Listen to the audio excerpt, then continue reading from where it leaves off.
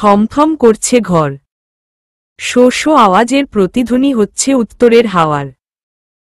নুরাইসার ঘন নিঃশ্বাসের আওয়াজ ভেসে আসছে তারই কানে। থেমে থেমে ফুপিয়ে যাচ্ছে সে। আজরাহানের দিক থেকে কোনো সাড়া না পেয়ে ধীর ধীরে অক্ষিপল্লব মেলে তাকায় নুরাইসা। কান্নার ফলে চোখ দুটো লাল হয়ে আছে। নুরাইসা দেখল সামনে আজরাহান পা ভাঁজ করে চিবুকে হাত দিয়ে ওর দিকে ড্যাবড্যাব করে তাকিয়ে আছে। ওকে দেখেই আজরাহান স্মিত হাসে। নরম কণ্ঠে বলল, ভয় পেয়েছেন মারমেইড? ভয় পাবেন না। আমি এতটাও খারাপ ছেলে নই। আসলে কি হয়েছিল বলেন তো? সেদিন আপনি যা করেছেন আমি বেমালুম ভুলে যেতাম, কিন্তু পারিনি কেন জানেন? আপনার জন্য সেদিন প্রথমবার আমার মা আমার গায়ে হাত তুলেছে। আমি আমার মায়ের প্রিয় সন্তান নই, কিন্তু আমি তার অযোগ্য সন্তানও নই। আজরাহান কিছুক্ষণ থামে। একাধারে হেঁচকি তুলে যাচ্ছে নুরাইসা। আজরাহান আবার বলল, সেদিন শুধুমাত্র আপনার সাথে কথা বলার জন্য আমি আপনার ঘরে গিয়েছিলাম। আপনি শাওয়ার নিচ্ছিলেন। আপনি টাওয়েল চেয়েছেন বলেই আমি সেটা আপনাকে দিতে গিয়েছিলাম। বা টেলাস, পা পিছলে আপনিই আমার হাত টেনে ভিতরে নিয়ে গিয়েছেন যেখানে আমার কোনো দোষ ছিল না। তারপরও সবার সামনে আপনি আমাকে ব্লেম করলেন। ভাগ্য ভালো ছিল নাবিন স্যার আমাকে বিশ্বাস করত। তা না হলে সেদিন কি হতো বলেন তো? নুরাইসা টপাটপ আরও কয়েক ফোঁটা চোখের জল বিসর্জন দিল। আজরাহান বুক ফুলিয়ে একটা লম্বা শ্বাস নিল, আবার বলল, একটা সাদা কাগজে যদি কখনো এক ফোঁটা বৃষ্টির পানি পড়ে তাহলে তার ছাপ কোনো দিনও যায় না, যতক্ষণ না পর্যন্ত তাকে পুড়িয়ে ভস্ম করা হয়। মানুষের সম্মানও ঠিক তেমন। একবার তাতে দাগ লেগে গেলে পৃথিবীর কোনো পরিষ্কারক তা মুছে ফেলতে পারে না। আমার মা সারা জীবন নারীদের সম্মান করতে শিখিয়েছে। হয়তো আমি একটু বেপরোয়া, কিন্তু তার মানে এই নয় আমি নীচ। আজরাহান ফোঁস করে এক দম ছাড়ল। বিরস কণ্ঠে বলল, যান। আজকের পর আপনার আর আমার সব হিসেব বরাবর। আজকের পর আমার আর আপনার মাঝে আর কোনো সম্পর্ক নেই। কিন্তু মনে রাখবেন, কাউকে দোষ দেওয়ার আগে অন্তত একবার মানুষটার জায়গায় নিজেকে রেখে ভাববেন। যান আপনি। নুরাইসা শুনতে পায় ডোর লকে খচখচ আওয়াজ হচ্ছে। কেউ বাইরে থেকে লক খুলে দিয়েছে। আর 1 মিনিটও দেরি না করে নুরাইসা উঠে দরজা খুলে চলে যায়। আজরাহান ক্ষণকাল সেখানেই বসে থাকে। শার্ট থেকে বিশ্রী গন্ধ আসছে। গা গুলিয়ে উঠে আজরাহানের। হলো এ আসার সময় এক্সট্রা শার্ট নিয়ে আসে। পাঞ্জাবি খুলে সেটাই পরে নেয়। গায়ে কয়েক ফোঁটা অ্যালকোহল ছিটিয়ে কিছু অংশ মুখেও মেখে নেয়। আর অভিনয়ে আজরাহান ছোটবেলা থেকেই মাহির। মোবাইলে কিছু একটা দেখে দাঁত কেলিয়ে হাসছে আশফিক। আজরাহান এসেই ওর ঘাড়ে হাত রেখে দুষ্ট হাসি দিয়ে বলল, কেমন দিলাম বল? তুই পারিসও আজরাহান। মারমেইড তো একবারে ভয় শেষ। 2 ভাই গা দুলিয়ে হেসে ওঠে। আজরাহান ওর শার্টের বোতামে হিডেন ক্যামেরা লাগিয়ে রেখেছিল, যা বাইরে থেকে পর্যবেক্ষণ করছিল আশফিক। হাসি বন্ধ করে আশফিক বলল, এই সব তো হলো, কিন্তু তোর ডিঙ্গি নৌকাকে দেখতে পাচ্ছি না কোথাও। কোনো সায়রে ভাসতে গিয়েছে সে? আজরাহান ভ্রু কুঁচকে কঠিন কণ্ঠে বলল, একদম বাজে কথা বলবি না। নিজের চিন্তা কর।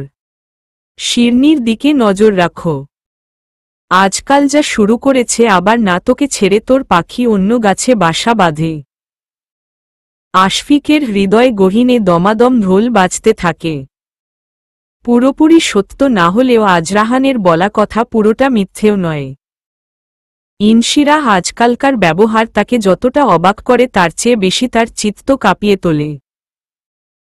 সে তাকে ভালোবাসে, খুব বেশিই ভালোবাসে।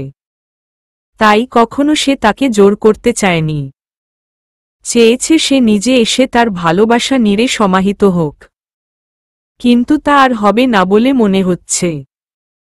ইনশিরাহ আর মার্শিয়াদের বাড়ন্ত নৈকট্য আশফিকের স্নায়ুকে ধীরে ধীরে ফুরবল করে ফেলছে।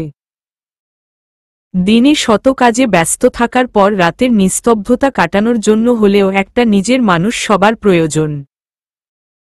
আশফিকও তাই চেয়েছিল। কিন্তু রাতের নিস্তব্ধতা এখন শুধু তাকে তাড়িয়ে বেড়ায়।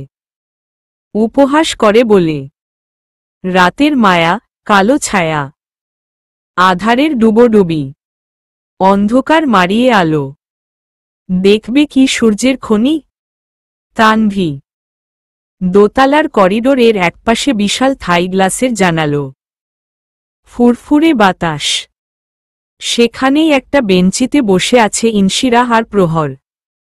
ইনশিরাহ বলল, একটা প্রশ্ন করি তোমাকে। হুঁ। জানকে তোমার কেমন লাগে? জান ভাইয়া তো খুব ভালো। শুধু ভালো, আর কিছু না। প্রহর ভাবুক দৃষ্টিতে তাকায় ইনশিরাহের দিকে। প্রহর ফিক করে হেসে বলল, অনেক বেশিই ভালো। জান ভাইয়াকে যে মেয়ে বিয়ে করবে সে তো লাকি। ইনশিরাহের মুখ ফসকে তড়িত গতিতে বেরিয়ে আসে। তাহলে তুমি তাকে বিয়ে করো।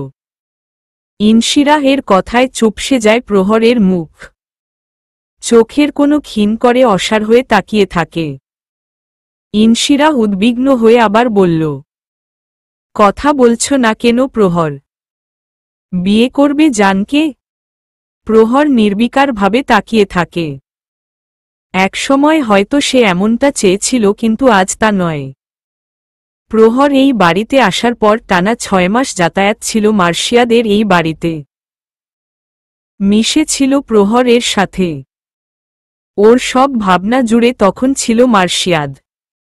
মার্শিয়াদ প্রহরকে তার বিক্ষিপ্ত অতীত ভুলিয়ে বর্তমান নিয়ে বাঁচার আশা জুগিয়েছে। অতীত ভুলে যাওয়া সহজ নয়। আমাদের জীবনের সবচেয়ে গুরুত্বপূর্ণ অধ্যায় অতীত। কারো অতীত সুখকর হয়, কারো দুঃখদায়ক। অতীতকে পিছনে ফেলেই সামনে এগিয়ে যেতে হয়। তবে একা সম্ভব হয় না। কেউ একজন পাশে থাকা চাই, যে হাতে হাত রেখে পায়ে পা মিলিয়ে আমাদের সামনে এগিয়ে নেবে। মার্শিয়াদ সেই একজন হয়ে এসেছিল প্রহরের জীবনে। প্রহরের কিশোর মনে এক ভালোলাগা তৈরি হয়েছিল। কিন্তু তা ভালোবাসায় রূপ নেওয়ার আগেই মার্শিয়াদ কোনো একটা কাজে আমেরিকা চলে যায়। প্রহর আবার একা হয়ে যায়। তার অতীত তাকে আবার ঝাপটে ধরে। আর তখন তার একমাত্র সাথী হয়ে আসে আজরাহান। আজরাহানের ভালোলাগাই ওর মনে ভালোবাসার অঙ্কুরোদ্গম করে। নিশ্চলভাবে আজরাহান তার জায়গা করে নেয় প্রহরের হৃদয়ে, যা আজ শক্ত ঘাঁটি গেড়েছে তার মনে। কিন্তু দুজনই জায়গায় তার মনে স্বতন্ত্র। সেই দুজনকে কখনো কারো সাথে তুলনা করতে পারে। আজরাহানের ভালোবাসায় সে সবসময় হার মানে। তার কিশোর মনে আজরাহানের করা পাগলামো এক অদ্ভুত ভালোলাগার আরেক নাম। শিরনি। আজরাহানের কঠিন কণ্ঠে সম্বিত ফিরে পায় প্রহর। ওকে দেখেই দুজন দাঁড়িয়ে পড়ে। আজরাহান আবারও জ্বলন্ত কণ্ঠে বলল, সমস্যা কি তোমার? ইনশিরাহ তীক্ষ্ণ কণ্ঠে বলল, এখানে কেন এসেছ তুমি? মেয়েদের মধ্যে ঠুসাঠুসি না করলে তোমার ভালো লাগে না? একদম চুপ, একটা কথাও বলবে না। আর এত কাহিনী কিসের তোমার? আজ যদি ভাইয়ার বিয়ে না হতো তাহলে তোমাকে আমি কি করতে তুমি? ধাক্কা মেরে বের করে দিতাম। My foot. কে আসতে চেয়েছে তোমার ভাইয়ের বিয়েতে? শুধুমাত্র মার্শিয়াদ বলেছে বলে এসেছি। তাহলে গিয়ে ওর গলায় ঝুলে পড়ো না। ওর চেলামি করছো কেন? You rascal. শিরা। মার্শিয়াদ এসেই খপ করে ইনশিরা হাত টেনে নিয়ে যায়। আজরাহান ভ্রু কুঁচকে তাকায় প্রহরের দিকে। উৎসুক দৃষ্টিতে তাকিয়ে আছে প্রহর। আজরাহান দাঁত দাঁত নিষ্পেষণ করে বলল, কি করছিলি এখানে? আর ওই ফালতু মেয়ের কাছে কেন এসেছিলি? আপনি কেন এসেছেন? আর অসভ্যের মতো কথা বলেন কেন মেয়েদের সাথে? আজরাহান ওকে টান দিয়ে বুকের মধ্যে নিয়ে নেয়। এত প্যাচ প্যাচ করিস কেন রে? ছাড়েন আমাকে। ছাড়ব না। বউ আমার রাগ করেছে। ইসোস। কে আপনার বউ? কেন তুই? আমার বাচ্চা বউ। বলেই টুপ করে এক চুমু খেয়ে নেয় প্রহরের ঠোঁটে। প্রহর কিঞ্চিত রাগ দেখিয়ে বলল, আপনি দিন দিন অসভ্য হয়ে যাচ্ছেন। কোথায় কি করতে হয় কিছু খেয়াল রাখেন না। ছাড়েন আমাকে। এই তোর ঠোঁট এত মিষ্টি কেন রে? মধু মাখিয়েছিস? আজরাহান। কুহেলিকার শীতল আওয়াজে হিম হয়ে উঠে আজরাহানের শরীর। প্রহরকে ছেড়ে সোজা হয়ে দাঁড়ায়। কুহেলিকা কয়েক পা এগিয়ে এসে বলল, কি করছো এখানে তুমি? আজরাহান থতমত খেয়ে যায়। আমতা আমতা করে বলল, কিছু না। কুহেলিকা স্বাভাবিক কণ্ঠে বললেন, তোমার ভাইয়ের আজ বিয়ে। কোথায় তাকে সময় দিবে তা না করে বাউন্ডলের মতো ঘুরে বেড়াচ্ছ কেন? সরি মা। যাচ্ছি। আর প্রহর তুই নন্দিতার কাছে যা। মেয়েটা অনেকক্ষণ ধরে একা বসে আছে। আচ্ছা ছোট মা। কি শুরু করলে এইসব তুমি? যা করেছি বেশ করেছি। ওই ছেলে কখনোই প্রহরকে ডিজার্ভ করে না। কে কাকে ডিজার্ভ করল তাতে আমার কিছুই যায় আসে না। এই নিয়ে আর কোনো কথা হবে না। কেন হবে না? কেন তুমি তাকে যেতে দিল? তোমাকে আমি কি করে বুঝাই শিরা? আই ডোন্ট লাভ হার। অস্বীকার করতে পারবে প্রহরই সেই মেয়ে নয় যাকে জীবনে তোমার প্রথম ভালো লেগেছে? মার্শিয়াদ সুপ্ত কণ্ঠে বলল, করছি না। কিন্তু তুমি যেমনটা ভাবছ তা নয়। তার প্রয়োজন নেই আমার। আমার তোমাকে প্রয়োজন। আমি চাই আমার পুরো পরিবার আমার সাথে থাকুক। প্রহর কি তোমার পরিবারের কেউ নয়? না। I don't believe this. কথা শেষ করেই হনহন করে পা বাড়ায় ইনশিরা। মার্শিয়াদ ওকে বার কয়েক ডাকলেও ওর কর্ণকুহর হয় না। দরজা খুঁড়ে ভিতরে আসতেই নন্দিতাকে দেখে মিষ্টি হাসে প্রহর। হাসি হাসি কণ্ঠে বলল, বাহ, ভাবি তোমাকে তো খুব সুন্দর লাগছে। বড় ভাইয়া তো আজ তোমাকে দেখেই শেষ হয়েছে। আর পাকা পাকা কথা বলতে হবে না। কোথায় ছিলে তুমি? তুমি আমাকে তুমি করে কেন বলছ? নুরাইসা আপুকে যেমন বলো তেমন বলবে। ওকে লিটল প্রিন্সেস। নুরাইসা আসে এক আকাশ ঘন মেঘ নিয়ে। চোখ দুটো কেমন লালচে। মুখটাও রংহীন। প্রহর ওর হাত ধরে জিজ্ঞাসু কণ্ঠে বলল, কি হয়েছে নুরাইসা আপু? কিছু না। তুই যা। সানায়া হালকা হেসে ওকে শুনিয়ে বলল, আরে বুঝলি না, ওর বোনের এত হ্যান্ডসাম ছেলের সাথে বিয়ে হয়ে যাচ্ছে কিন্তু বেচারি এখনো একটা বয়ফ্রেন্ড জুটাতে পারল না। সানায়া নিজের হাতটা কপালে উল্টো করে ধরে ব্যঙ্গাত্মকভাবে বলল, হাই মেরি ফুটি কিসমাত। নুরাইসা কোনো প্রতিক্রিয়া করল। আজরাহান এর সাথে হওয়া ঘটনার রেশ সে এখনো কাটিয়ে উঠতে পারেনি। মোবাইলের মেসেজ টিউন বাজতেই হুড়হুড়িয়ে বের হয় নুরাইসা। ছাদের বাউন্ডারি দেয়ালে হাত দিয়ে দাঁড়িয়ে আছে মার্শিয়াদ। নুরাইসা এসেই ওকে পিছন থেকে জড়িয়ে ধরে। মার্শিয়াদ ওর হাত সরিয়ে ঘুরে দাঁড়ায়। ভেজা চোখ মুখ দেখে বলল, মন খারাপ মিষ্টি? নুরাইসা ফুপিয়ে উঠে। আর্দ্র কণ্ঠে বলল, জানেন আজরাহান কি করেছে? উহু, আমি জানতে চাই না। জানেন ওই লোকটা কত অসভ্য আমার সাথে? শিস। চুপ।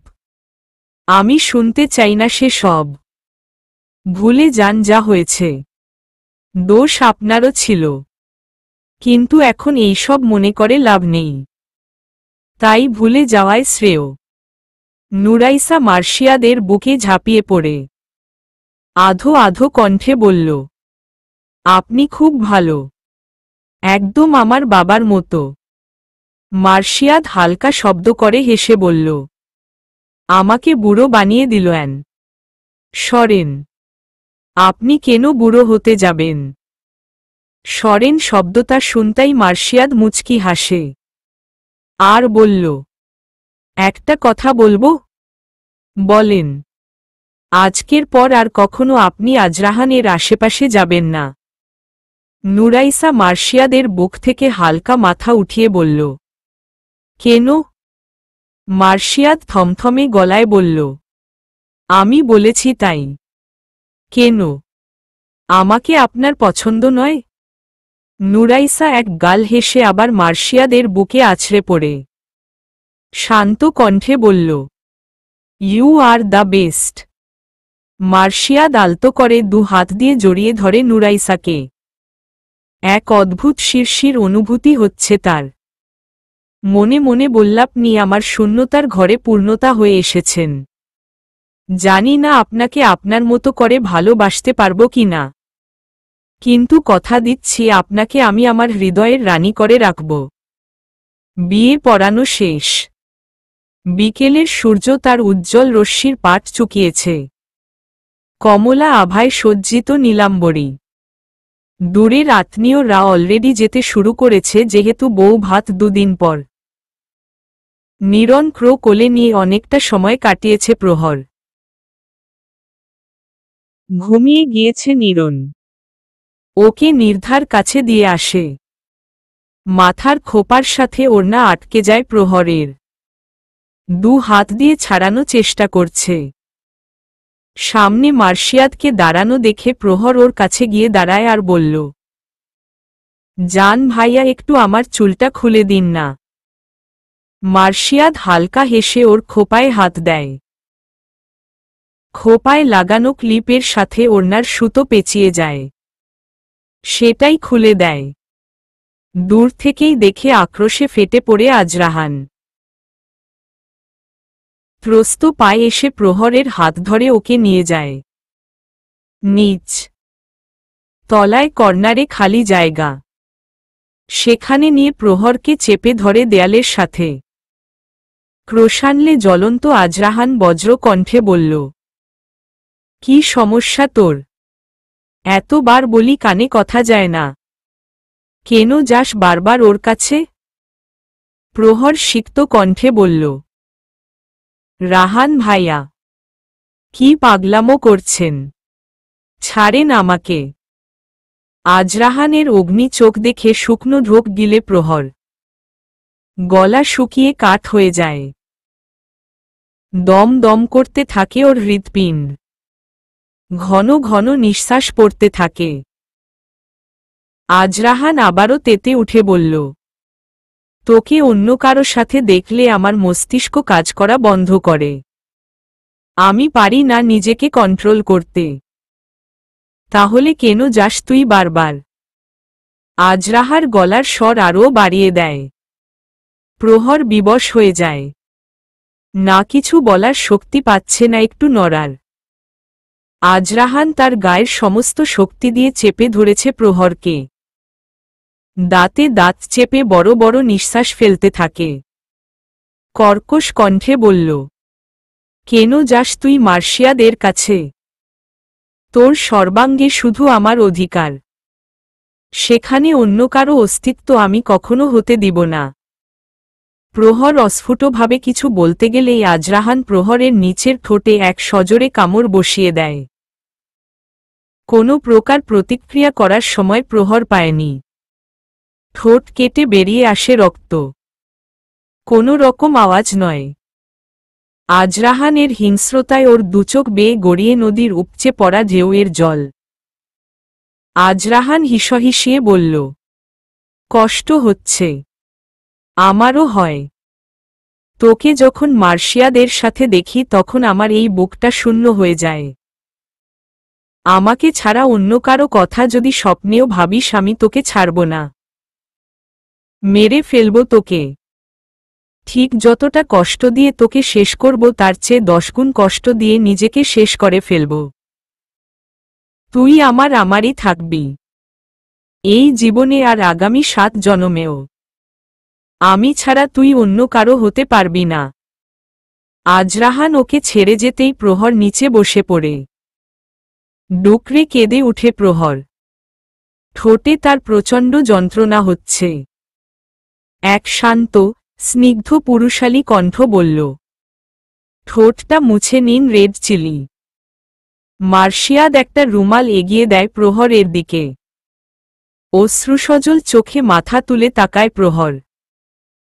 কম্পনরত হাতে মার্শিয়াদের হাত থেকে রুমাল নেয় প্রহর। মার্শিয়াদ ওর পাশেই বসে সামনের দেয়ালে অক্ষি স্থাপন করে বলল, পৃথিবীতে 2 ধরনের মানুষ ভালোবাসে। 1, কেউ ভালোবেসে মরতে পারে। 2, কেউ ভালোবেসে মারতে পারে। আপনার রাহান ভাইয়া কোনো ক্যাটাগরির বলেন তো? প্রহর আর্দ্র চোখে উৎসুক হয়ে তাকায় মার্শিয়াদের দিকে। মার্শিয়াদ বলল, আপনার রাহান ভাইয়া ভালোবেসে মরতে জানে। প্রহর জড়ানো কণ্ঠে বলল, রাহান ভাইয়া আমাকেও মেরে ফেলবে। না, আপনার রাহান ভাইয়া কখনো আপনাকে মারতে পারবে না। ভালোবাসার মানুষকে কেউ মারতে পারে না। এই যে আপনাকে কষ্ট দিল কেন জানেন? কারণ এর চেয়ে বেশি কষ্টে আছে সে। আপনাকে শুধু উপলব্ধি করাতে চেয়েছে তার হৃদয়ে জ্বলা আগুন কতটা তাকে দগ্ধ করছে। প্রহর চোখ নামিয়ে নির্বিকার হয়ে বসে থাকে। মার্শিয়াদ হালকা নিচু হয়ে ওর মুখের দিকে তাকিয়ে বলল, খুব বেশি ব্যথা পেয়েছেন? আপনাকে দিয়ে দেখাব। মার্শিয়াদ ওর ব্লেজারের হাতাটা কিঞ্চিত উপরের দিকে টেনে বলল, দিন তাহলে, তাতে যদি আপনার ব্যথা একটু কমে। আশফিকের পাশে বসেই ফোঁস ফোঁস করছে আজরাহান। রাগে মাথা ফেটে যাচ্ছে। আশফিক বলল, কি পাগলামো শুরু করেছি সেই সব? জানি না আমি। ওকে আমি এত সহজে ছাড়ব না। তাই বলে ভালোবাসা জোর করে পাওয়া যায় না কিন্ডার গার্টেন। মার্শিয়াদের কথায় ফুঁসলে উঠে আজরাহান। ওর পাশেই গেড়ে বসে মার্শিয়াদ। আজরাহান বিরক্তি ও রাগমিশ্রিত কণ্ঠে বলল, তুই এখানে কেন এসেছিস? যা এখান থেকে। এত রাগ ভালো নয়। কুল ম্যান। মার্শিয়াদের হাতের দিকে নজর যায় আশফিকের। বলল, তোর হাতে কি হয়েছে? মার্শিয়াদ হাতাটা টেনে স্বাভাবিকভাবে বলল, কিছু না। আশফিক সন্দিহান কণ্ঠে বলল, মনে হলো কামড়ের দাগ। কিসের কামড়ের কথা চলছে? শিহরণের করা প্রশ্নে মৃদু হাসে মার্শিয়াদ। হাসি হাসি কণ্ঠে বলল, কামড়ের প্র্যাকটিস চলছে। বিয়ের পর কাজে লাগবে রে ভাই। বিয়ের আগেই কামড়া কামড়ি শুরু করলি। তোদের কাছে তো কোনো বাবা মেয়েও দিবে না। মার্শিয়াদ খলখলিয়ে হেসে বলল, আরে দেওয়ার কি দরকার? সব ঠিক করা আছে। হাস্যোজ্জ্বল মুখে সেখানে এসে দাঁড়ায় নির্ধা। আর বলল, জান ভাইয়া তা বিয়েটা কবে করছেন? ওয়েট ভাবি। টোপ ফেলেছি এখন গিললেই হল। মার্শিয়াদের কথা শেষ হতেই নির্ধা শিহরণ হা হা করে হেসে ওঠে। আশফিক আর আজরাহান একে অন্যের দিকে তাকায়। আজরাহান চোখ মুখ কুঁচকে উঠে দাঁড়ায়। আর দীপ্ত কণ্ঠে বলল, শালা সবগুলো নাজায়েজ ওলাদ। আজরাহানের আবুল কথায় আরেক দফা হেসে উঠে সবাই।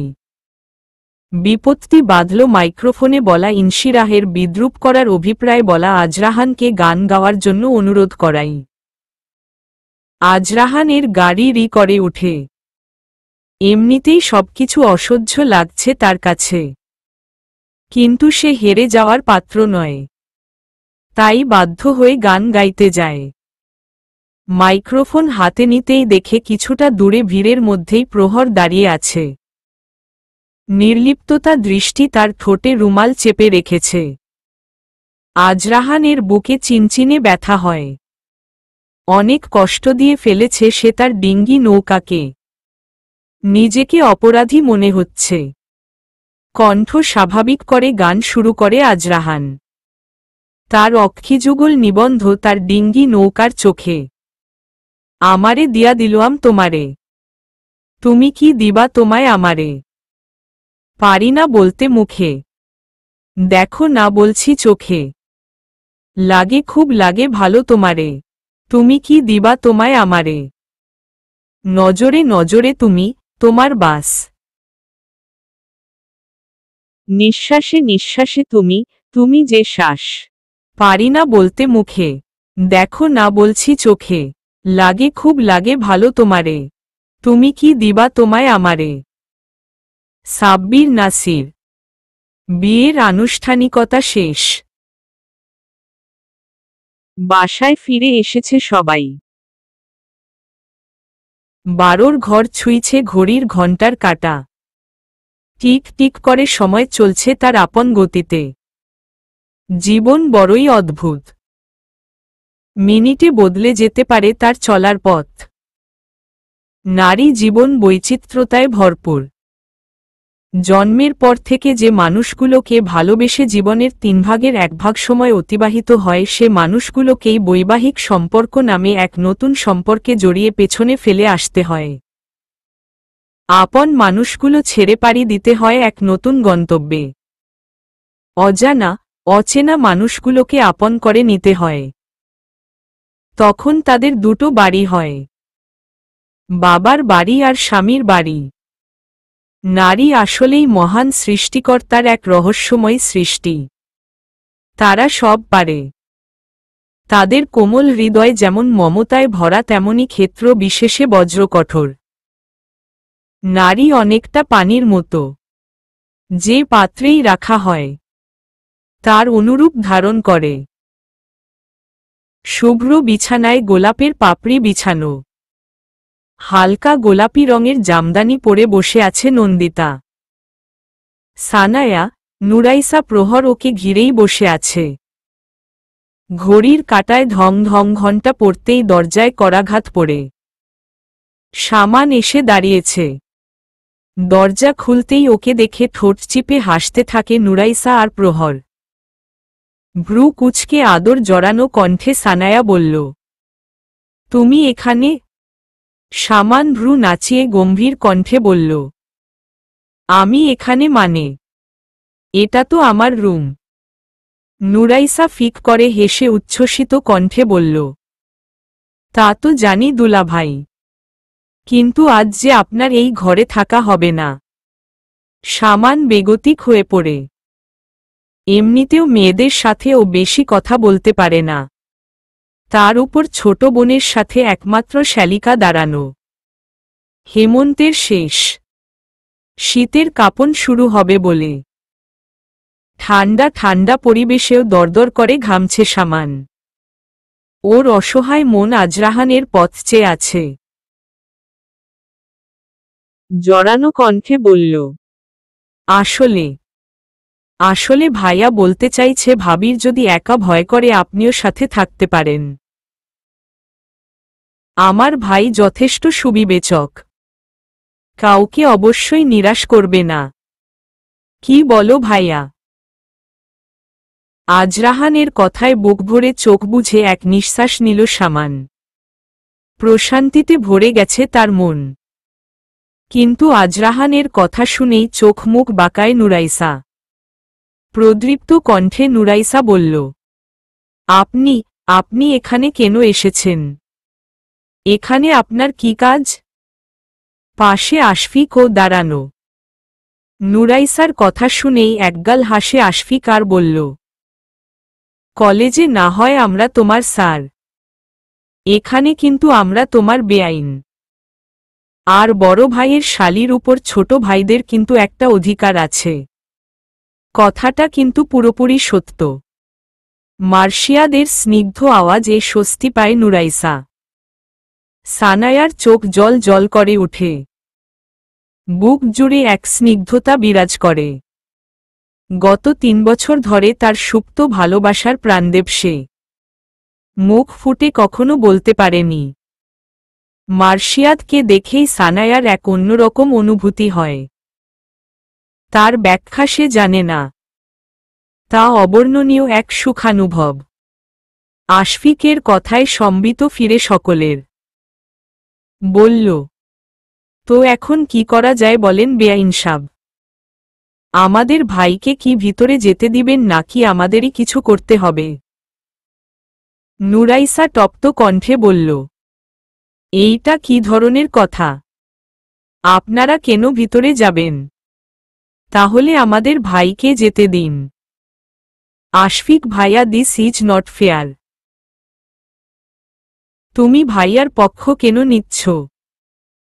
সানায়ার করা প্রশ্নে হেসে উঠে আশফিক।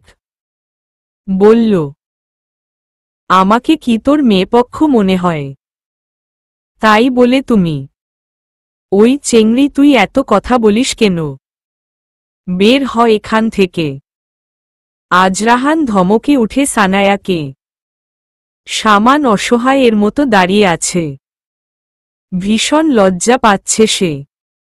ছোট ভাইবোনদের সামনে কি বিশ্রী ব্যাপার। অধর কোনো হাসি টেনে মার্শিয়াদ বলল, আমাদের সমস্যা নেই। আপনারা বললে আমরা বর নিয়ে চলে যাই। পরে দরকার পড়লে ডাকবেন। শক্ত কণ্ঠে নুরাইসা বলল, এইটা আবার কি কথা? বর নিয়ে যাবেন কেন? তো আপনারা বরকে ভিতরে যেতে দিচ্ছেন না কেন? জানেন তো এই রাতের ভোর খুব তাড়াতাড়ি হয়। শুধু শুধু ভাবিকে কষ্ট দিচ্ছেন। নুরাইসা মুখ বিকৃত করে। কি বলে এই লোকটা? সময়ের এত চিন্তা তো দেনা পাওনা তো শেষ করো। ইনশিরাহের ফিকে আওয়াজে আজরাহান ভ্রু কুঁচকে বলল, তো এইসব শিরনির প্ল্যান? মোটেও না। এইসব ফর্মালিটিস। বাহ, তোমার তো ভালো অভিজ্ঞতা। ইনশিরাহ চোখের কোনো ক্ষীণ করে তাকায়। মুখে তার গম্ভীর ভাব। আজরাহান এর দিকে কঠোর দৃষ্টি রেখে বলল, তোমার তো আরও বেশি থাকা উচিত। আজরাহান অধর বাঁকিয়ে বলল, তা দেনা পাওনাটা কিসের শুনি? এই আমাদের আপুকে আজকের জন্য ভাইয়াকে দিব, তার জন্য। ঘরের শত্রু বিভীষণ। ভাবি নাকি শিরোনির আপু? ওই তোরা কে কোথায় আছিস আমারে ধর। ভাই আমাদের, ভাবি আমাদের, ঘর আমাদের, বিছানা আমাদের, সবই যখন আমাদের, দেনা পাওনা আবার কিসের? 5 লক্ষ টাকা কাবিন করে ভাবিকে এনেছি। ফ্রিতে না তো? এখন টাকা না দিলেও ভিতরে যেতে দেওয়া হবে না। বায়া উঠ পাহাড়কে নিচে। টাকার জন্য এত কিছু? আজরাহান কিছুতেই টাকা দিবে না। তার এক কথা, কাবিনের টাকা শোধ করা হবে রাতেই, তাই বাড়তি কোনো খরচ সে করতে পারবে না। মানে দিবে না?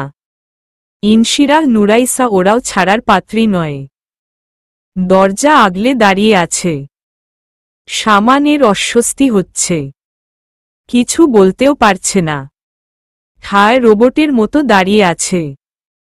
মুখে তার বিরক্তির ছাপ স্পষ্ট। ঘরের ভিতর থেকে মিটিমিটি হাসছে নন্দিতা। পাশেই স্থবির হয়ে বসে আছে প্রহর। নন্দিতা মৃদু স্বরে বলল, কি হয়েছে প্রহর? শরীর খারাপ লাগছে? আর তোর ঠোঁটে কি হয়েছে?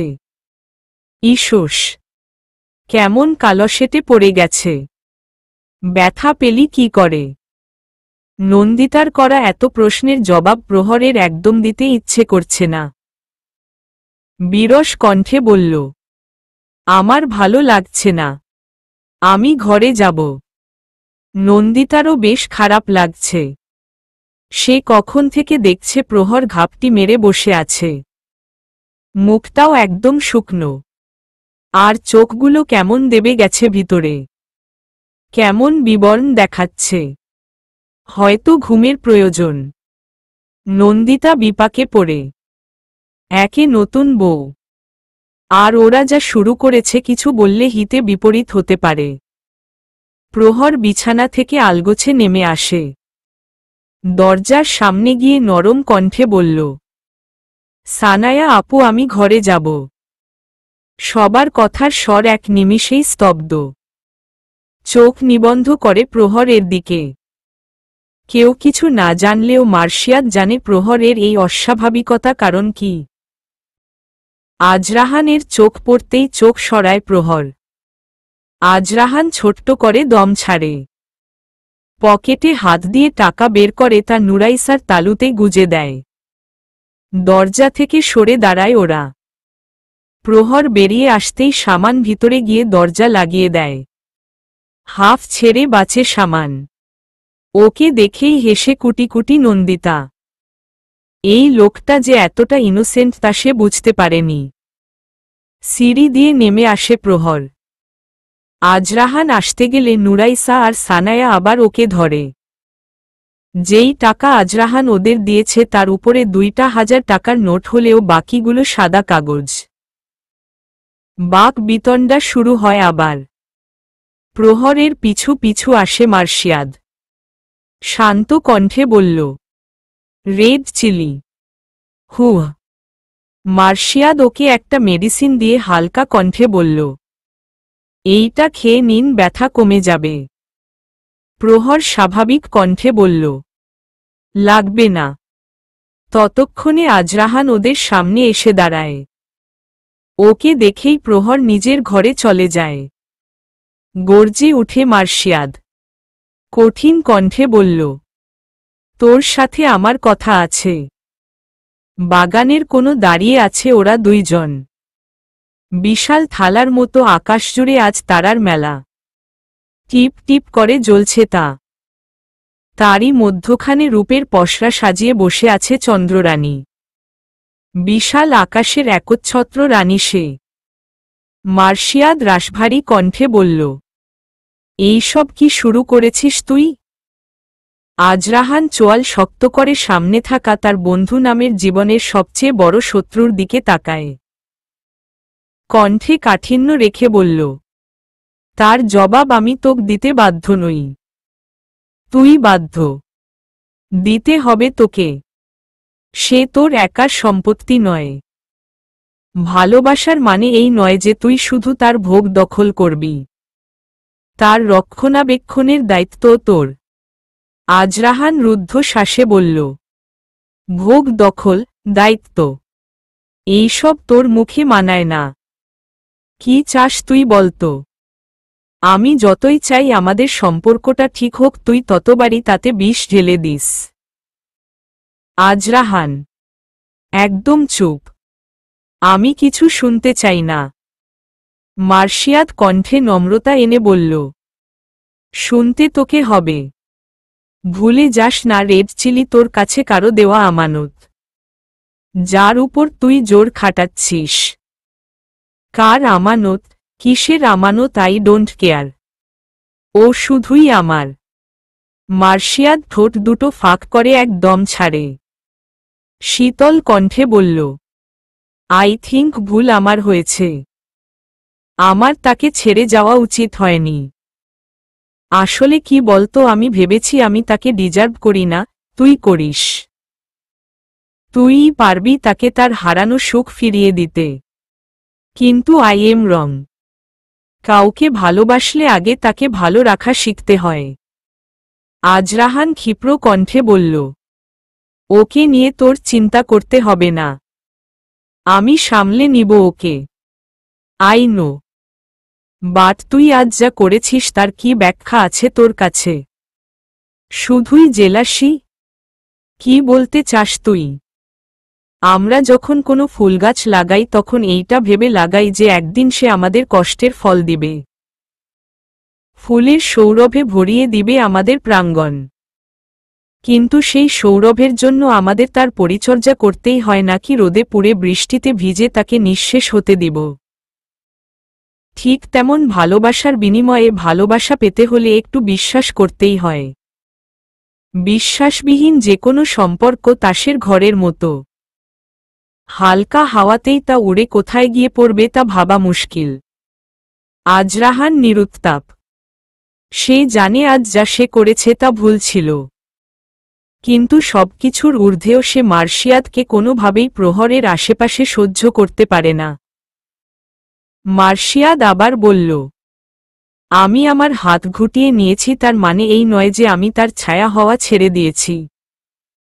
আমি এখনো বলছি সে শুধুই তোর। Please believe her.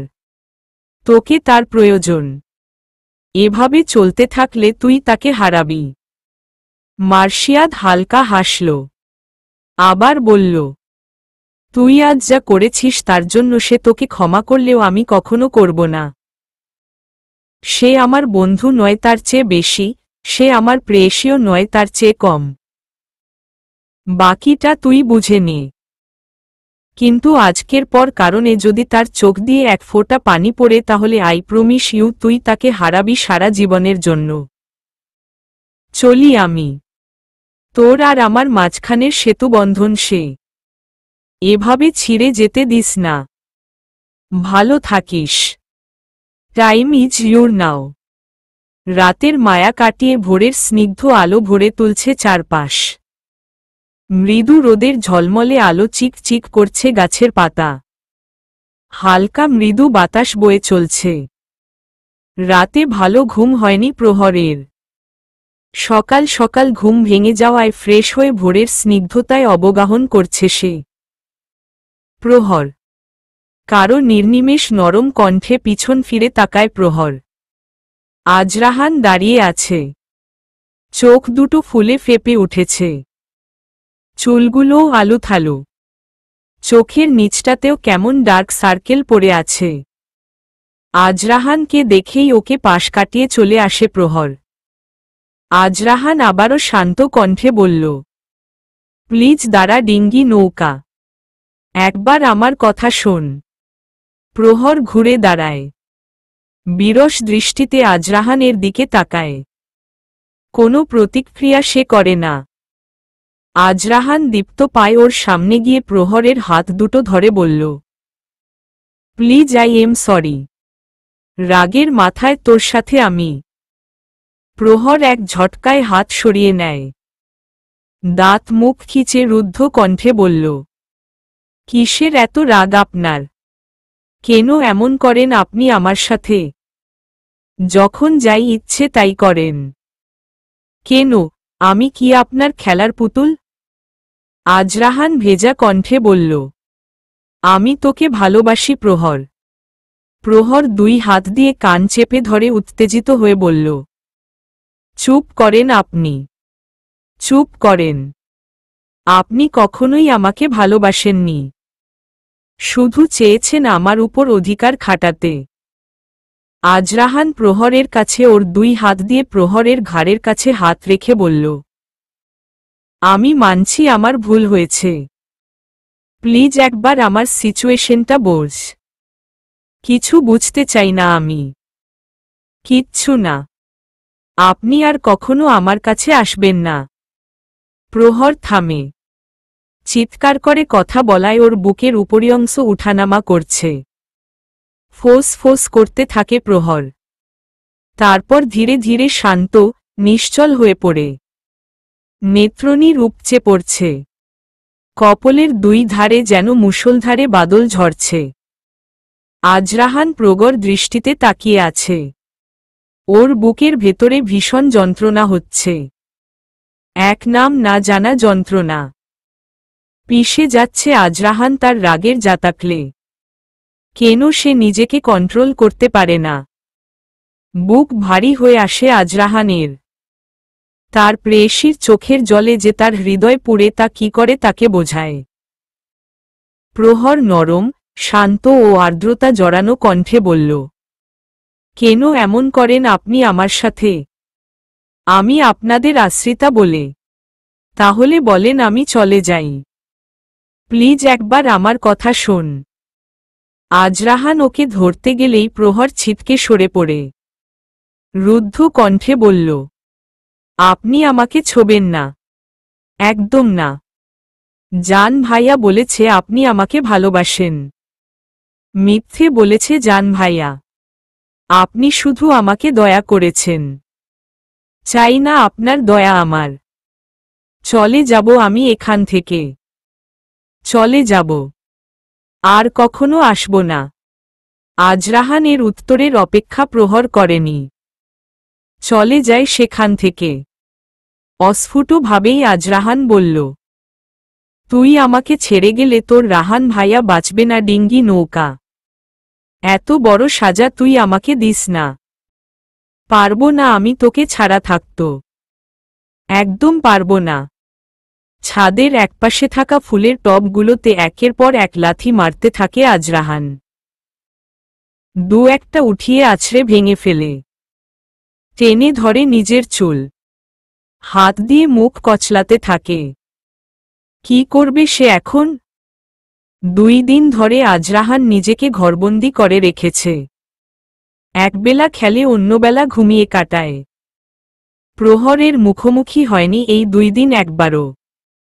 প্রহরও আজরাহানের ঘরের দিকে পা বাড়ায়নি। কুহেলিকা ছেলের এমন অস্বাভাবিক আচরণে ঘাবড়ে যান। তার যেই ছেলে পুরো বাড়ি মাতিয়ে রাখে আজ সে এত শান্ত। আজরাহানকে জিজ্ঞেস করলে সে জানায় সামনে তার মাস্টার্স ফাইনাল ইয়ারের এক্সাম, তাই নিজেকে সময় দিতে চায়। কুহেলিকা দ্বিরুক্তি করে না। আজরাহান বরাবরই ভালো রেজাল্ট করে। রাতের সবার খাওয়া শেষ। এই দুদিনে বেশ মানিয়ে নিয়েছে নন্দিতা নিজেকে এই পরিবারের সাথে। কাল ওদের বউ ভাত, নানা আয়োজন। তাই সকাল সকাল উঠতে হবে বলে রাত জাগল না কেউ। আজরাহান আজও খায়নি। কুহেলিকা ছেলের এমন আচরণ শুধু ভাবাচ্ছে না বরং অসুস্থ করে তুলছে। কিন্তু সামানের বিয়ের ঝামেলা মিটার আগে সে এইসব নিয়ে ভাবার সময় পাচ্ছে না। আজরাহানের জন্য খাবার বেড়ে তা টেবিলের উপর রাখে নন্দিতা। প্রহর রান্নাঘরেই ছিল। নন্দিতা ওর কাছে গিয়ে অনুনয়ের স্বরে বলল, একটা কাজ করবি প্রহর? বলো না। আজরাহানের খাবারটা ওর ঘরে দিয়ে আসবি? প্রহর বিস্ময় দৃষ্টি নিক্ষেপ করে নন্দিতার দিকে। গাঢ় কণ্ঠে বলল, আমি? হ্যাঁ তুই।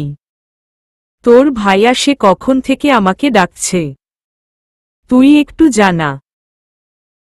জানিস তো খাবার না দিয়ে এলে না খেয়েই সারারাত পড়ে থাকবে আজরাহান। প্রহর নির্বিকার কণ্ঠে বলল, আচ্ছা তুমি যাও আমি দিয়ে আসছি। নন্দিতা ওর হাতে থাকা প্লেটগুলো নিয়ে বলল, এগুলো আমি দেখছি তুই যা।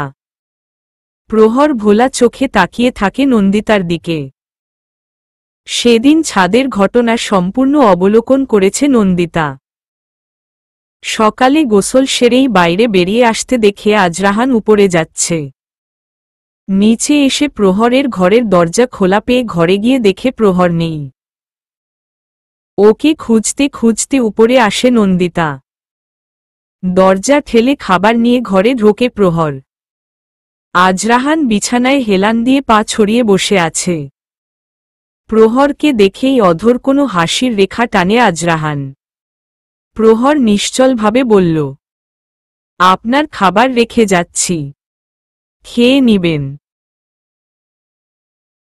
আজরাহান উঠে গিয়ে প্রহরকে পিছন থেকে জড়িয়ে ধরে বলল, এখনো রেগে আছিস আমার উপর? একটুও কমেনি রাগ?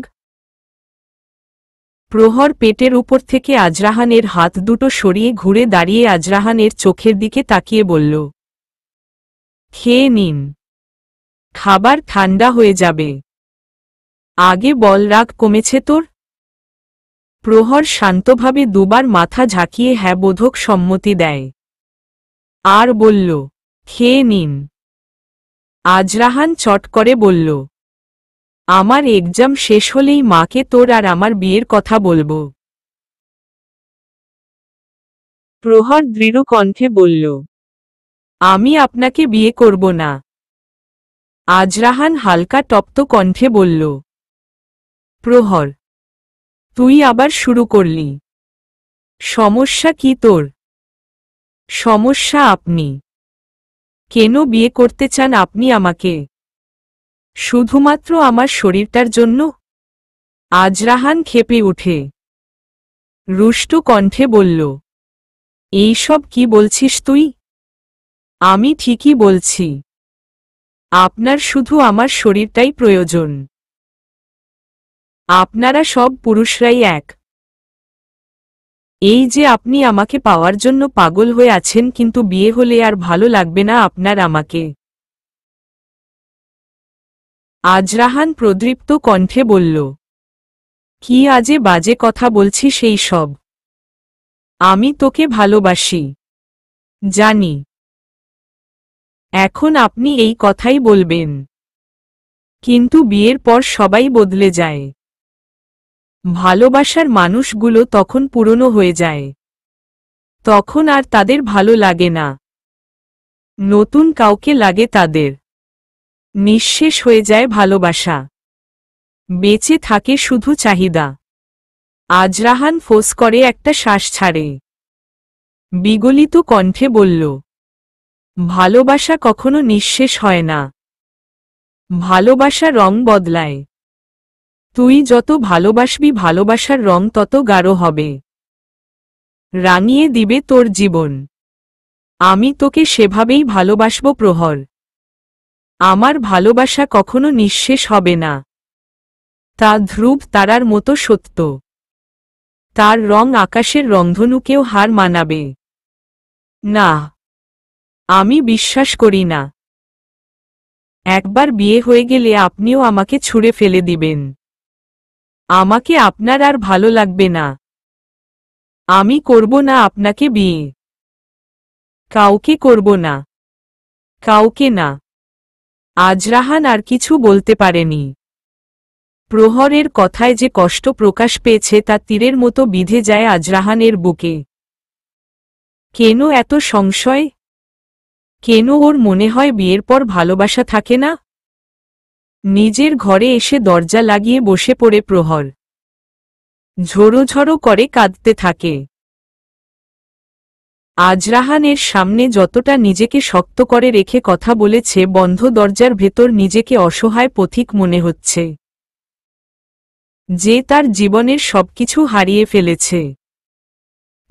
কাঁদতে বলল, সবাই বদলে যায়, সবাই।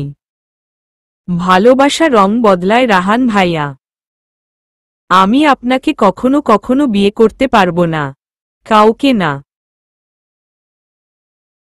প্রহর নিজের কম্পনরত হাতটি নিজের পেটের উপর আলতো করে রেখে বলল, আমার মেয়েকে তার বাবা কখনো ভালোবাসবে না। মেয়ে হয়ে জন্মানো পাপ। আমি আর পাপ করতে পারবো না, আর পারবো না। মৃদু ছন্দে মিউজিক চলছে।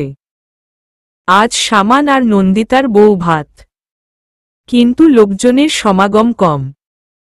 দূরের আত্মীয় স্বজনরা তেমন কেউ আসেনি।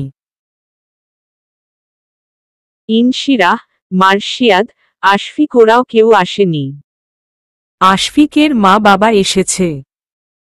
নির্ধা আসতে চেয়েছিল, কিন্তু শেষ সময়ে নীরনের শরীরটা খারাপ করে তাই আর আসা হয়নি। জাঁকজমকপূর্ণ হওয়ার কথা থাকলেও একদম অনাড়ম্বর সবকিছু। কতিপয় মানুষের আনাগোনা হয়েছে। সানোয়ার আহমেদ এমনটা মোটেও আশা করেননি। অনেকক্ষণ যাবৎ প্রহরকে খুঁজে চলছে আজরাহান। একা পাওয়াই যায় না। আজরাহানকে যথাসম্ভব এড়িয়ে যাওয়ার নিদারুণ প্রয়াস তার। দূর থেকেই আজরাহান তার স্নিগ্ধ নেত্রযুগল আবদ্ধ করে রেখেছে প্রহরের গতিবিধির উপর। বার কয়েক নুরাইসা সামনে পড়লেও আজরাহান কোনো রকম প্রতিক্রিয়া করল না। না, তার দিকে দেখার প্রয়োজন বোধ করল। প্রহর কুহেলিকার সাথে চুইংগামের মতো লেগে আছে। সে যেখানেই যায় তার পিছু পিছু সেখানেই যায়। একমাত্র কুহেলিকাই আছে যাকে আজরাহান ভয় করে নাকি অস্বাভাবিক শ্রদ্ধা করে তা প্রহর জানে না। খাবার সংক্রান্ত ব্যাপার নিয়ে একটু ঝামেলা হওয়ায় নিজের স্বামীকে খুঁজছেন তিনি। সানোয়ার আহমেদ রসিক মানুষ। কথা বলতে তিনি ভীষণ পছন্দ করেন। আর তা যদি হয় ন্যাংটা কালের বন্ধুদের সাথে তাহলে তো কথাই নেই। হলে ঢোকার গেইটের দুপাশে গোলাপ দিয়ে সাজানো। গোলাপের মাঝখানে মাঝখানে আবার বেলি দেওয়া। নন্দিতার একটা ঝোঁক আছে বেলি ফুলের প্রতি। সানোয়ার আহমেদ, নাবিন খান আর তাদের বাল্যকালের বন্ধু ইসমাত দাঁড়িয়ে উচ্ছ্বসিতভাবে খোশগল্পে মত্ত। ইসমাতের ছেলে কানাডা থাকে, সফটওয়্যার ইঞ্জিনিয়ার। একমাত্র ছেলে তার। বিয়ে করাবেন বলে মেয়ে খুঁজে যাচ্ছেন। এখানে এসে সানায়াকে তার বেশ পছন্দ হয়। তিন বন্ধু সেই সব নিয়ে কথা বলছেন। কুহেলিকা প্রহরকে বলল সানোয়ার আহমেদকে ডেকে আনতে। প্রহর কিছুক্ষণ কাঠবেড়ালির মতো এদিক ওদিক তাকিয়ে দেখল আজরাহান আছে কিনা, কিন্তু কোথাও দেখল না। স্বস্তির নিঃশ্বাস ফেলল প্রহর। সানোয়ার আহমেদকে ডাকার জন্য করিডোরের মোড় ঘুরতেই আচমকা কেউ প্রহরের হাতে টেনে ওকে খালি জায়গায় নিয়ে যায়। প্রহর কিছু বুঝে উঠার আগেই আজরাহান ওর অধর ডুবিয়ে দেয় প্রহরের গলায়। আজরাহানের তপ্ত নিঃশ্বাস বিগলিত করছে প্রহরের শীতল হৃদয়কে। আজরাহান ওর ডান হাত প্রহরের বাম হাতে ছোঁয়াতে ছোঁয়াতে ওর ঘাড়ের কাছে নিয়ে আসে। প্রহরের অসহ্য লাগছে। চোখ মুখে বিরক্তি আর কণ্ঠে রাগ মিশিয়ে বলল, এমন করছেন কেন আপনি? ছাড়েন, ছাড়েন আমাকে। আজরাহান কোনো শব্দ করল না। মাথাটা হালকা বাঁকিয়ে প্রহরের গলার বামদিকেও তার আর্দ্র অধরের স্পর্শ আঁকতে থাকে। প্রহরের দম বন্ধ হয়ে আসছে। তার এইটুকু বয়সে সে অনেক কিছু পর্যবেক্ষণ করেছে অনেক কাছ থেকে। প্রাণচঞ্চলা হলেও একজন প্রাপ্ত বয়স্ক নারীর সব ধরনের অনুভূতি তার মধ্যে বিদ্যমান।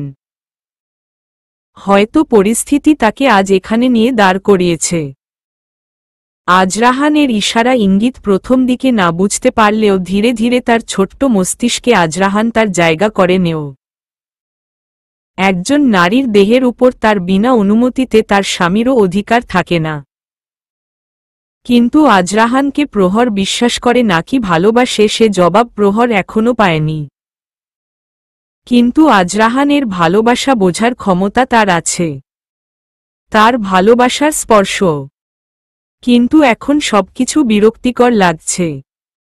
কণ্ঠে রোষ ভরে প্রহর বলল, ছাড়েন বলছি আমাকে। আজরাহানের বুকে ধাক্কা দিতেই সে একটু দূরে সরে যায়। আজরাহান নেশার্ত চোখে ক্ষণকাল তাকিয়ে থাকে প্রহরের দিকে। হালকা পায়ে ওর সামনে গিয়ে দাঁড়ায়। দুজনের মাঝখানে 1 ফুটের মতো দূরত্ব হবে। ফুঁসে উঠে প্রহর। ক্ষীণ কণ্ঠে বলল, এখানে কেন আনলেন আমাকে? এমন করছেন কেন আপনি? শিশোশোষ। আজরাহানা ওর ডান হাতের তর্জনী রাখে প্রহরের ঠোঁটে। চোখের পল্লব পুরোটা ছড়িয়ে আজরাহানের দিকে নিশ্চল দৃষ্টিতে তাকিয়ে থাকে প্রহর। ওরা যে জায়গায় আছে তা ততটা আলোকিত নয়। কারণ দিনের আলো অন্ধকার মায় তার অস্তিত্ব হারাচ্ছে। কিন্তু একে অপরকে স্পষ্ট দেখার জন্য এতটুকু যথেষ্ট। আজরাহান ওর 2 হাত রাখে প্রহরের 2 পাশে। নাক ঠেকিয়ে দেয় প্রহরের নাকের সাথে। একটা লম্বা শ্বাস নিয়ে মিষ্টি কণ্ঠে আজরাহান বলল, এতবার ইশারা করলাম আসলি না কেন? এইটা তোর শাস্তি। প্রহর চোখে হাসে। কিছু বলতে গিয়েও থেমে যায়। ভাবে, শাস্তি? এ কেমন শাস্তি? শাস্তিও বুঝি এত প্রেমময় হয়? শাস্তিতেও এত শান্তি পাওয়া যায়? শাস্তিতে বুঝি মধুরতা থাকে? কই না তো। সে তো আগেও অনেক শাস্তি পেয়েছে। তখন তো শুধু কষ্ট হয়েছে। রাত জেগে কেঁদেছে সে। জ্বলেছে তার শরীর, ঠিক ততটা যন্ত্রণায় তার মন পুড়েছে। দেহের কষ্ট তাকে যতটা জর্জরিত করেছে তার চেয়ে মনের কষ্ট তাকে ভেঙে চুরে তছনছ করে দিয়েছে। সে মানুষগুলো তার আপন ছিল। তাহলে কি করে পারল এত কষ্ট দিতে, যা তার হৃদয়কে এখনো কাঁপিয়ে তোলে? বানের জলের মতো কেন তাকে ভাসিয়ে দিয়েছিল ওই দূর অজানা সমুদ্রে? যদি সেদিন ওই অজানা মানুষটা ওকে সেই মরণফাঁদ থেকে না বাঁচাতো, তাহলে তো আজ ওকে বুভুক্ষু হায়নাদের রোজ লালসার শিকার হতে হতো। আদৌ কি এত কিছুর পর সে বেঁচে থাকত? কিন্তু সামনে দাঁড়ানো এই সুদর্শন পুরুষটি কেন তাকে এমন শাস্তি দেয় যার জন্য সে চাতক পাখির মতো অপেক্ষা করে? কেন তার দেওয়া শাস্তি ওর ঝড় তোলা হৃদয়ে শান্তির বার্তা নিয়ে আসে? তার হাসিতে কেন বারবার সে হারিয়ে যায় এক অজানা অপার্থিব জগতে? আর তার ছোঁয়া, মুখে যতই বলুক কিন্তু তার ছোঁয়া তাকে সবসময় আপনজনের আশ্বাস দেয়। ভালোবাসায় পূর্ণ করে তার কষ্টে জমা গুমোট হৃদয়।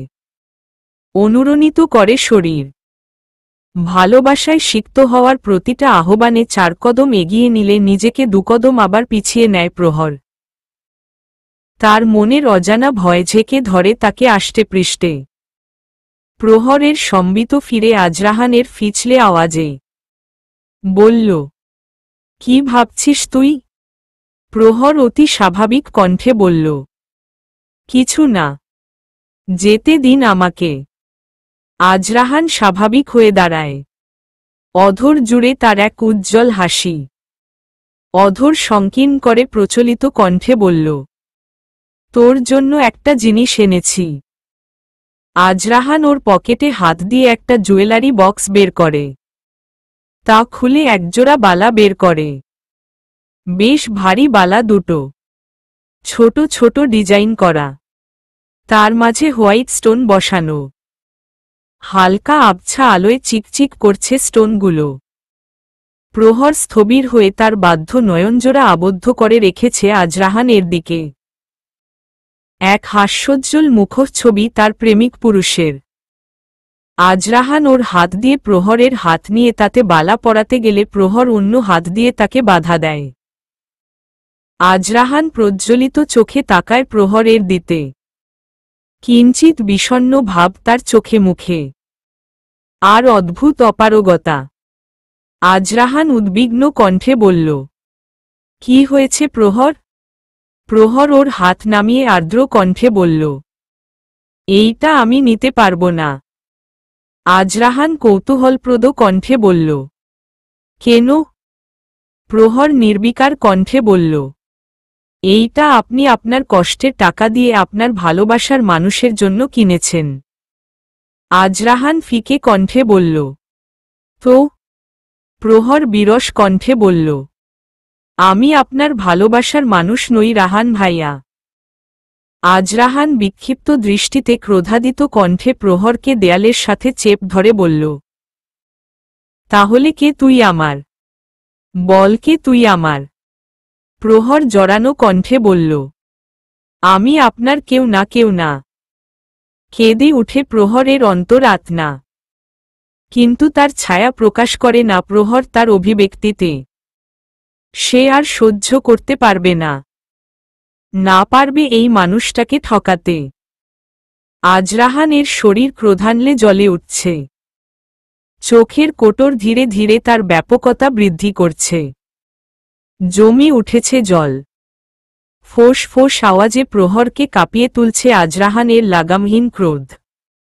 সশব্দে নিজের গলায় কঠোরতা মেখে আজরাহান বলল, আমি আমার নিজেকে তোর কাছে সোপর্দ করেছি, তার মানে এই নয় তোর যা খুশি তুই আমার সাথে তা করবি।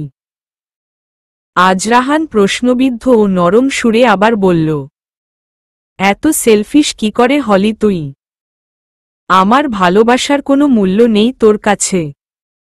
আমি তো পাগল, আর তোর ভালোবাসাই আমার পাগলামোর মহৌষধ।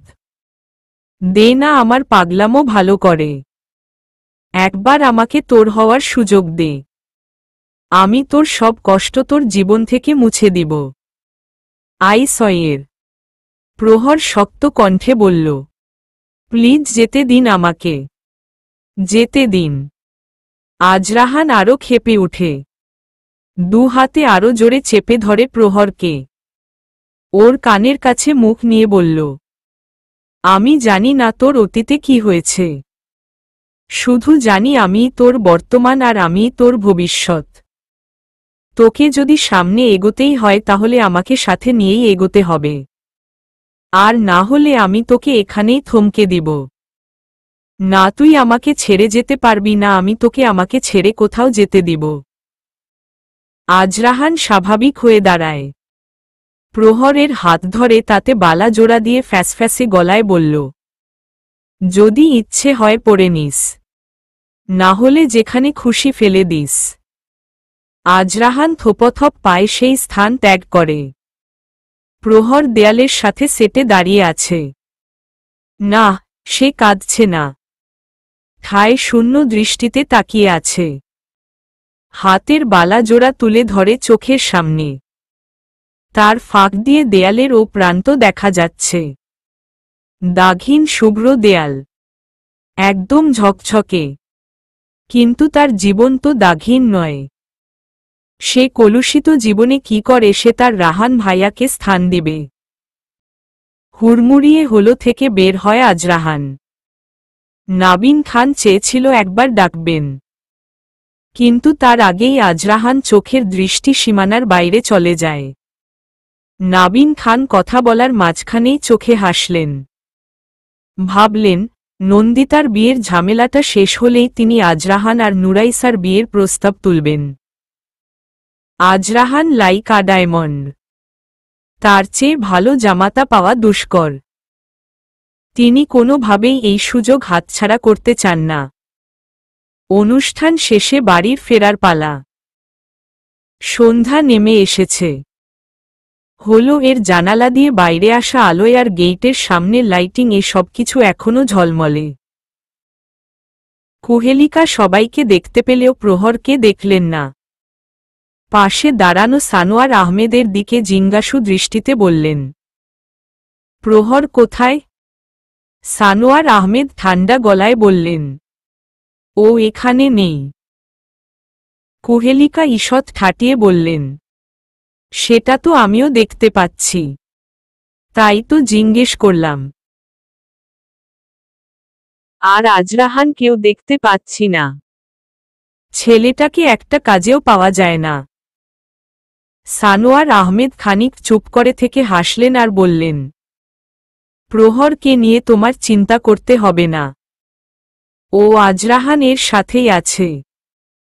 কুহেলিকা চটে উঠলেন। বিস্ময় আর রাগমিশ্রিত কণ্ঠে বললেন, এইসব আপনি কি বলছেন? কোথায় গিয়েছে ওরা? সানোয়ার আহমেদ শান্ত ও স্বাভাবিকভাবে বললেন, কোথায় গিয়েছে তা বলতে পারবো না, তবে তাড়াতাড়ি ফিরে আসবে বলেছে। কুহেলিকা আরেকটু গলা চড়িয়ে বললেন, ফিরে আসবে মানে? আপনি ওদের যেতে দিলেন কেন? ওই আজাইরা রাহানটার কি কোনো কাজ নেই? সানোয়ার আহমেদ এইবার বেশ গম্ভীর ও নরম সুরে বললেন, কুহেলিকা, তুমি হয়তো ভুলে যাচ্ছ আজরাহানের নাম তোমার প্রয়াত শ্রদ্ধেয় শ্বশুরবাবার। তুমি এইভাবে তাকে বলতে পারো না। কুহেলিকা ইতস্তত বোধ করলেন। নিজেকে অপরাধী মনে হল তার। ওই মানুষটার জন্যই আজ তিনি এত সুন্দর একটা পরিবার পেয়েছেন। এক অনাথ মেয়েকে শুধু তিনি আশ্রয় দেননি, দিয়েছে গোটা এক পৃথিবী সুখ, যার সম্পর্কে তিনি স্বপ্নেও কখনো ভাবেননি। হয়তো এই কারণেই আজরাহানের প্রতি তিনি বেশি রাগ দেখাতে পারেন না। ছেলেটা একটু স্বাধীনচেতা ঠিক, তার দাদার মতো, কিন্তু যথেষ্ট বিবেকবান। কোনো ধরনের বাজে ঝামেলা সে কখনো করেনি। নিজের কথা ভাবতেই তার প্রহরের কথা মনে হল। প্রহরের জীবনটাও তার মতো।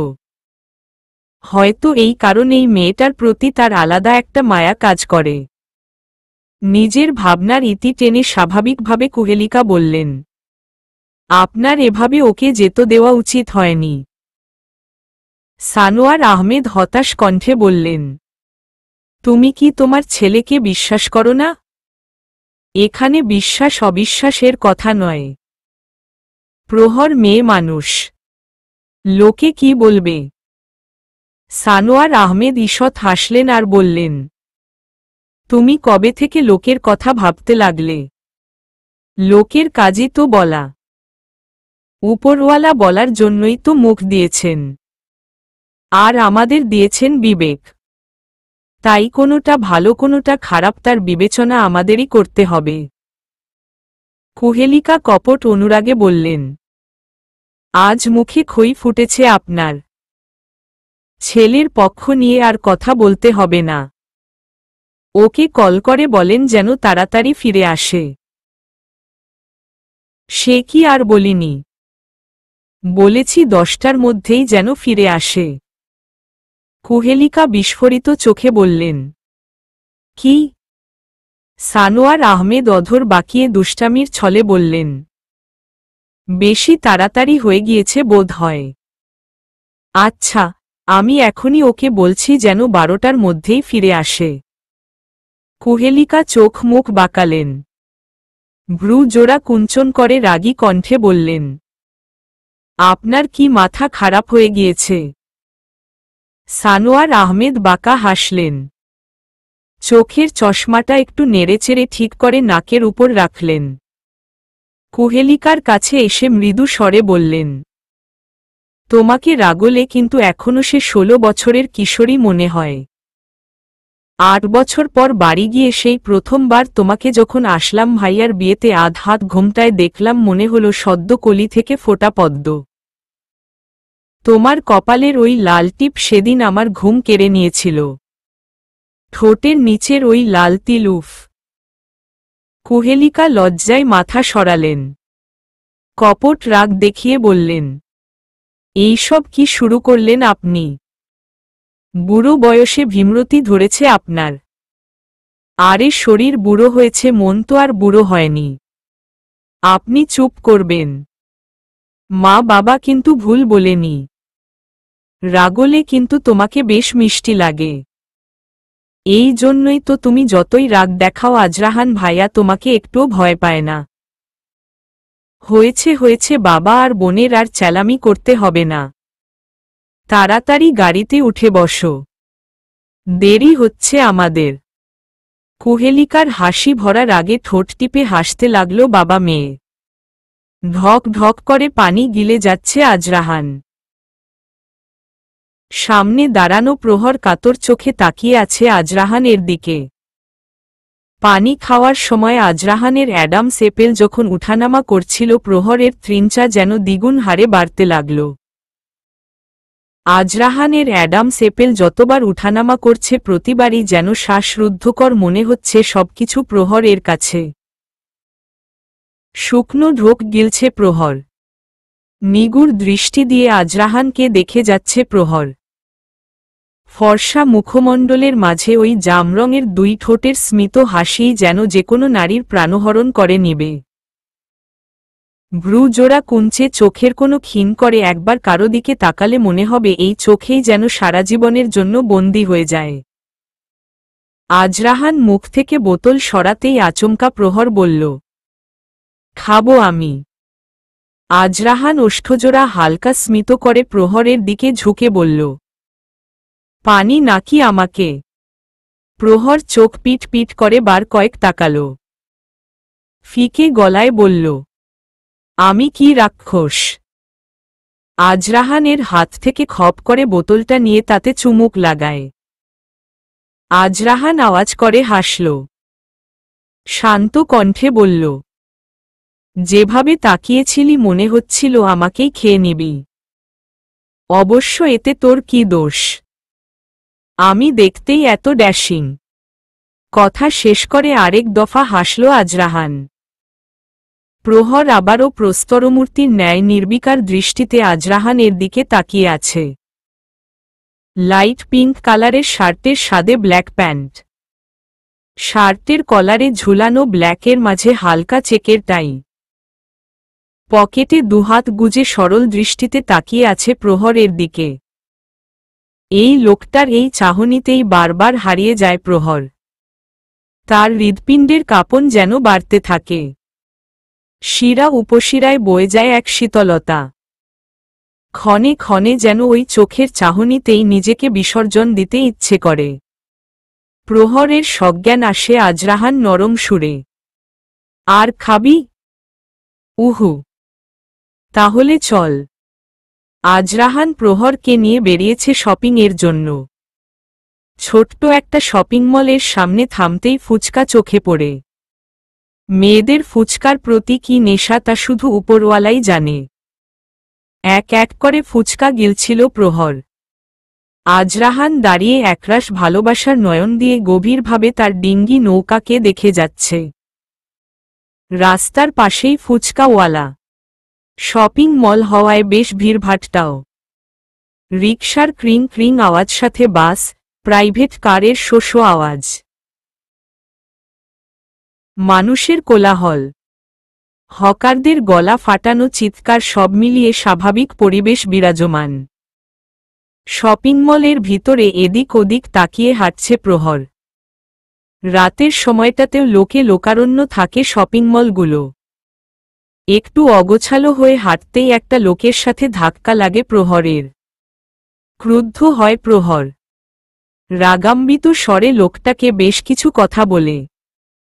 লোকটি বিনা মেঘে বজ্রপাতে ভ্যাবলার মতো তাকিয়ে থাকে। আজরাহান কোনো মতে প্রহরকে থামায়।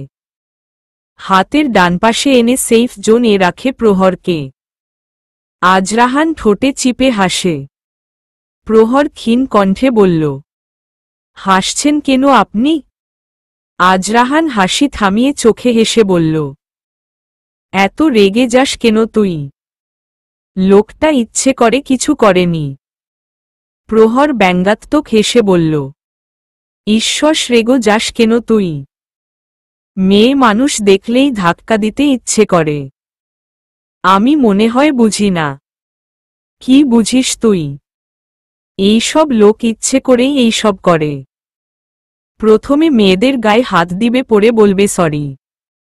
সবাই ইচ্ছে করে করে না, অনেক সময় ভুলবশত হয়ে যায়। মেয়েদেরকে ছোঁয়ার ক্ষেত্রেই ভুল। তাই প্রথমে শিক্ষা দেওয়া উচিত যেন দ্বিতীয়বার ভুল না করে। একটুখানি ছোঁয়াতেই এত রাগ? আমিও তো তোকে ছুঁই। আপনি ছোবেন বলে কি সবাই ছোবে নাকি আমাকে? নিজের কথায় নিজেই জিভ কাটে প্রহর।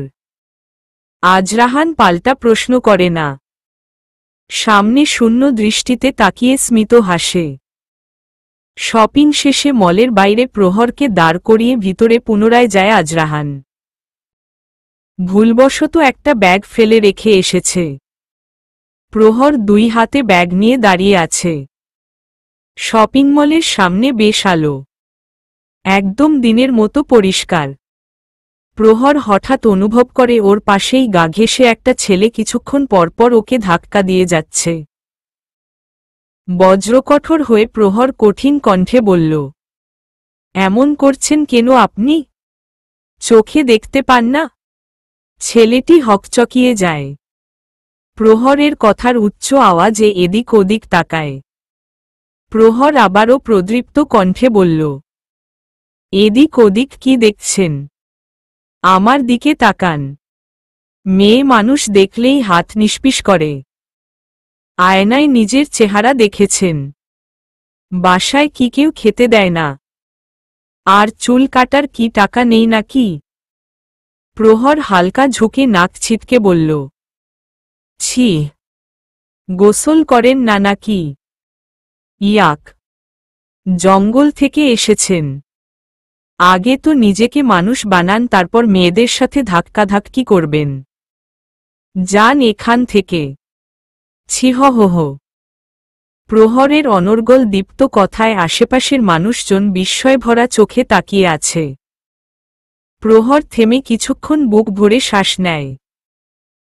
সামনে দাঁড়ানো ফর্সামতো ছেলেটি কানের উপর থেকে মোবাইলটা সরিয়ে ভ্যাবাচাকা খেয়ে তাকিয়ে আছে প্রহরের দিকে। ছেলেটির দিকে নজর পড়তেই ফুঁসে উঠে প্রহর।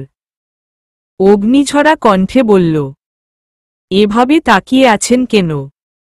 জীবনে মেয়ে মানুষ দেখেননি? ছেলেটি শুকনো ঢোক গিলে নেয়। হা করা ঠোঁট দুটো চুপসে যায়। আমতা আমতা করে টেনে টেনে বলল, দেওখেছি, তবে আপনার মতোও দেখে এখিনি। কেন? আমার মাথায় কি শিং আছে? না, মানে। সরি ভাইয়া, আপনি কিছু মনে করবেন না। ছেলেটাকে অনুনয় করেই প্রহরের হাত ধরে টেনে নিয়ে চলে আজরাহান। সোডিয়াম লাইটের আবছা আলোয় পায়ে পা মিলিয়ে হাঁটছে আজরাহান আর প্রহর। একটু চিপা গলি হওয়ায় আশেপাশে দু একজন মানুষই হেঁটে যাচ্ছে। দু একটা কুকুর লেজ নেড়ে গুটি গুটি করে হাঁটছে। একটু পর পর ডেকে উঠছে। আজরাহান স্মিত কণ্ঠে বলল, তোকে বিয়ে করলে তো আমাকে বেশ ভুগতে হবে। যেখানে সেখানে মারামারি লাগিয়ে দিবি দেখছি। প্রহর দীপ্ত কণ্ঠে বলল, কে বলেছে আপনাকে আমায় বিয়ে করতে? করব না আমি আপনাকে বিয়ে। আপনার যাকে খুশি তাকে বিয়ে করেন। আজরাহান থমকে যায়। ঘুরে তাকায় প্রহরের দিকে। ওর কানের কাছে মুখ নিয়ে বলল, বিয়ে আমি যাকেই করি না কেন, ফুলসজ্জা আমি তোর সাথেই করব। আর আমার রাহান, রিনির মাম্মাইও হবি তুই। প্রহর স্নিগ্ধ দৃষ্টিতে তাকায় আজরাহানের দিকে। অধরে স্মিত হাসি রেখা টেনে উদাসীনভাবে দেখে। মিষ্টি সুরে জিজ্ঞাসু দৃষ্টিতে বলল, আপনার মেয়ে বাবু ভালো লাগে রাহান ভাইয়া? আজরাহান শান্ত ও স্বাভাবিক কণ্ঠে বলল, ভালো লাগবে না কেন? মেয়েরা তো জান্নাত। রাসূলে কারিম ইরশাদ করেছেন, যদি কোনো ব্যক্তির ঘরে কন্যা সন্তান জন্মগ্রহণ করে আর সে যদি সেই কন্যা সন্তানকে কষ্ট না দেয় এবং ওই ঘরে জন্ম নেওয়া পুত্র সন্তানের উপরে প্রাধান্য দেয়, তাহলে ওই কন্যার কারণে ওই ব্যক্তিকে আল্লাহ পাক জান্নাতে প্রবেশ করাবেন। মুসনাদে আহমাদ 1223। রাসূলে কারিম আরও বলেন, যে ব্যক্তি তার দুটি কন্যা সন্তানকে বয়ঃপ্রাপ্ত হওয়া পর্যন্ত লালন পালন করল সে কিয়ামতের দিন এরূপ অবস্থায় উঠবেন যে ওই ব্যক্তি আর রাসূলে কারিম এরকম মিলিত অবস্থায় থাকবেন, এই বলে তিনি স্মীয় আঙ্গুল মিলিত করে দেখান। মুসলিম শরীফ। রাসূলে পাক আরও ইরশাদ করেন, কন্যা সন্তান হল উত্তম সন্তান, কেননা তার হচ্ছে অধিক গুণের অধিকারিণী, বিনম্র ও মিষ্টভাষী। এছাড়াও তারা মমতাকারিণী, স্নেহময়ী, বিনয়ী ও বরকতকারিণী। ফিরদৌস 4255। আর যে ব্যক্তির ঘরে প্রথম কন্যা সন্তান জন্ম নেয় সে বরকতময় ও সৌভাগ্যশীল হয়। আজরাহান এক লম্বা দম ছেড়ে আবার বলল, আমি তো সবসময় চেয়েছি আমার যেন প্রথম মেয়ে বাবু হয়। ওকে আমি আমার কলিজা বানিয়ে রাখব। কিন্তু প্রহর আহত নয়নে বিরস কণ্ঠে বলল, কিন্তু কি? ওই যে তোকে কথা দিয়েছি তোকে যমজ বাবুর মা বানাবো। তাই মেয়ের সাথে আমার একটা ছেলেও হবে। আপনি কি করে জানেন যমজ বাবু হবে? আজরাহান পদযুগল স্থির করে। প্রহরের দিকে ঘুরে দাঁড়িয়ে হালকা নিচু হয়ে ঝুঁকে ওর কপালে উষ্ণ চুম্বন করে। শীতল কণ্ঠে বলল, বিয়ের পর তোকে আমি এত ভালোবাসব যে উপরওয়ালা বাধ্য হয়ে আমাদের যমজ বাবু দিবে। বুঝলি ডিঙ্গি নৌকা। আজরাহান পা বাড়ায় সামনে। প্রহর পাথরমূর্তি হয়ে দাঁড়িয়ে থাকে। অদ্ভুতভাবে ভাবতে থাকে আজরাহানের বলা কথাগুলো। সুপ্রসন্ন হাসি তার অধর জুড়ে। বুকের কোথাও শীতল অনুভূতি। হয়তো সুখ পাখি ধরা দিবে তার জীবনে। আজরাহান কয়েক কদম এগিয়ে গিয়ে পাশে প্রহরকে না পেয়ে পিছন ফিরে তাকায়। গলা উঁচিয়ে বলল, কিরে দাঁড়িয়ে আছিস কেন? আয়। বললি না খিদে পেয়েছে তোর? রেস্টুরেন্ট বন্ধ হয়ে যাবে। প্রহর লম্বা লম্বা পা পেলে খানিক দৌড়ে এসে আজরাহানের হাত জড়িয়ে ধরে নিজের বুকের সাথে মিশিয়ে হাঁটতে শুরু করে।